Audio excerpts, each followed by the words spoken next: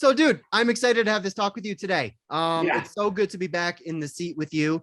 Today, we're going to be talking about something that just about everyone is talking about these days, and that is the intersection between justice and education. And we probably have a few other intersection points too, such as, for example, fatherhood. We're both the father of little girls who are about the same age. Yeah, 9 and 10. Yep, that's right. That's right. Mine's 9, yours is 10. And both our kids are in public education, right? Yep. And so, and of course, we've both been through public education. So we have our own kind of experiences and traumas to draw upon.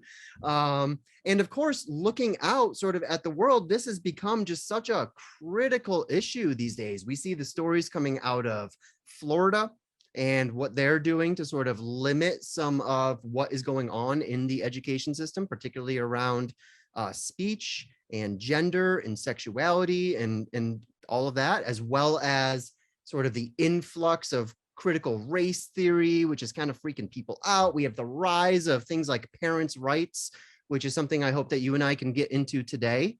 It's such a rich and challenging conversation to have because there are so many different ways that we enact this word education, right? We can look at it from a personal point of view. We can look at it from a sort of idealist, like what is education supposed to be doing kind of view. We can look at some of the pains and the anxieties and the traumas that come out of our existing education system. We can talk about how the education system itself actually teaches about things like justice and injustice, or in some cases doesn't teach about it at all. And, I really can't think of anyone better to have this conversation with, Mark, than you, because, as we were saying just the other day, I see you as someone who has one leg in integral ideas and practices and in philosophy. You've got one leg in law and justice. You've got another leg in the education system itself. And of course, you're a father. So all of you are sort of our resident, you're sitting in the nexus here of all these different sort of different currents. And I'm excited to have this conversation with you. And I'm just kind of wondering, where should we kick it off? Well, I mean, thank you. And where should we kick it off? There's a crisis in education where, the education philosopher who's well known in our circles, Zach Stein, wrote a recent book called, Education in a Time Between Worlds. And he talks about like, there's a crisis here. There's a crisis of sense making, and this is all kind of like upper left quadrant, like contemplative aspects of it. A crisis of sense making, a crisis of legitimacy. Who's in charge? A crisis of capability. Which is all of our focus on STEM and STEAM, and are we going to have skillful workers in the 21st century? And then a crisis of meaning. Yes. Is it worth it? Why? What's going to really happen? And what he points out that I find interesting is that, all of those generally, like, someone will focus on one or two of those, but not all four. Yeah. And you've got to kind of look at all four, he points out, to kind of deal with this. And so, there's that, but I kind of want to start with that. Kind of sets the stage, but I want to kind of, what is education, right? And how do we kind of define that? And I kind of played around on my own with some, my own kind of look at it. And to me, it's this generational transmission of knowledge, wisdom, and experience that on what it means to live a good life. So a generational transmission of what it means to live a good life as it relates to the goal of living with the good, the true, and the beautiful. Right? And to be successful, I wrote, in this endeavor requires a development in religion or vision related to all three. and a recognition that different lines of intelligence must be developed in this ongoing evolutionary process. And so, at this stage, that means that, what are the ingredients to help develop, at this stage in history, a cosmopolitan citizen, Mm. right? A world-centric citizen who values deliberative, dialectical processing and decision-making, who recognizes the interconnection of all beings, all sentient beings, which relates to the earth, Gaia, and creates institutions and governments that includes all citizens as being a part of the process. Mm.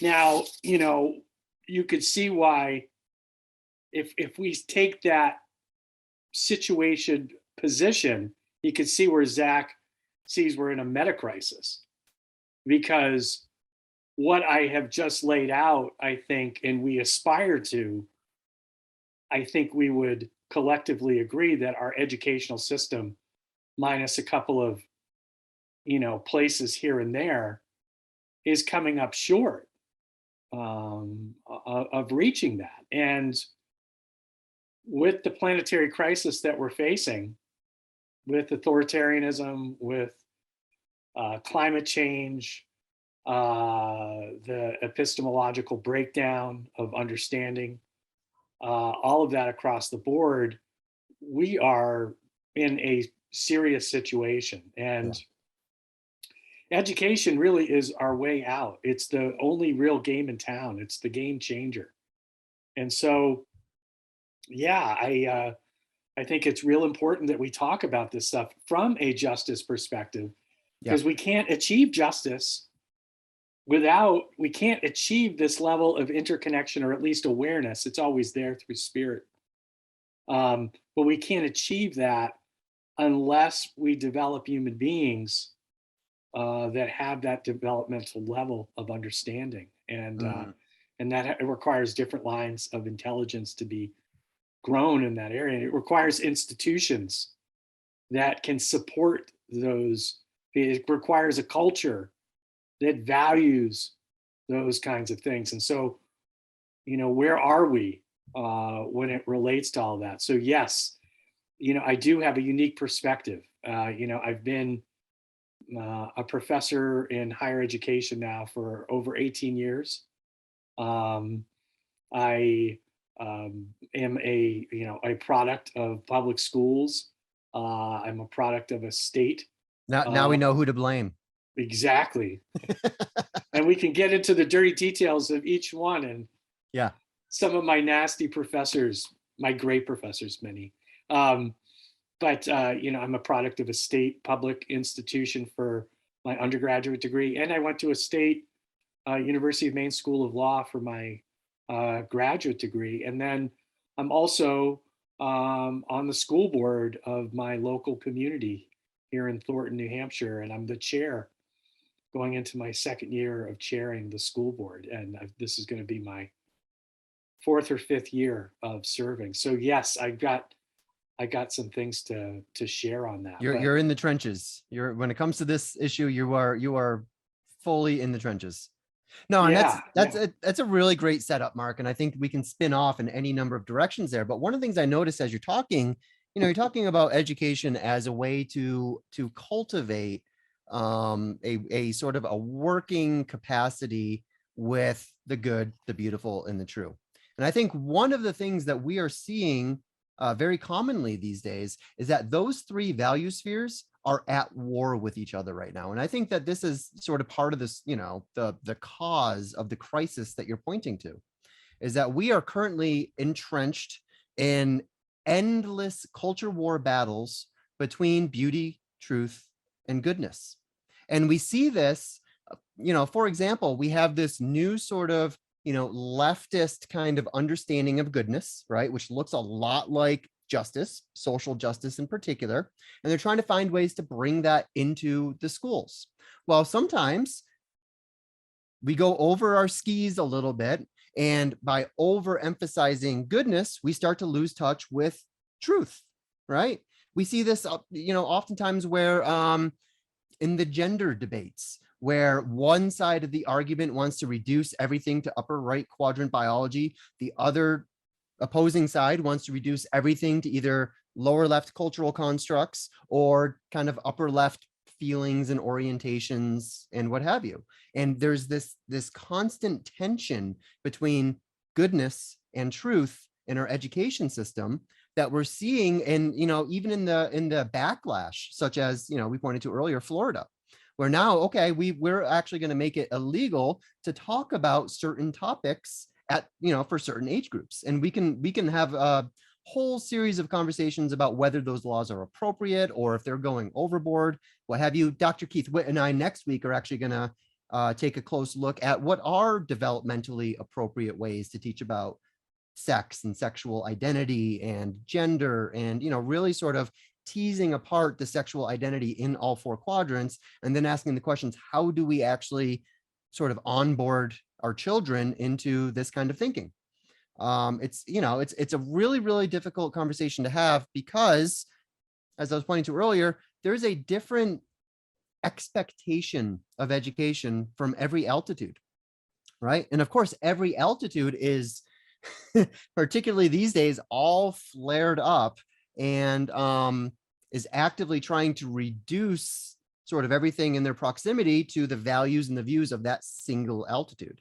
So this is why we have so much kind of tension between these different educational models, and why really at the end of the day, the people that suffer the most are the children and then the society, right? We are beginning to see what happens when generations of either, injustice in the education system, surrounding the education system, such as linking education with property, for example, right? So the quality of your education actually depends on the wealth of your neighborhood and of your community. And that creates all of these sort of feedback loops of injustice.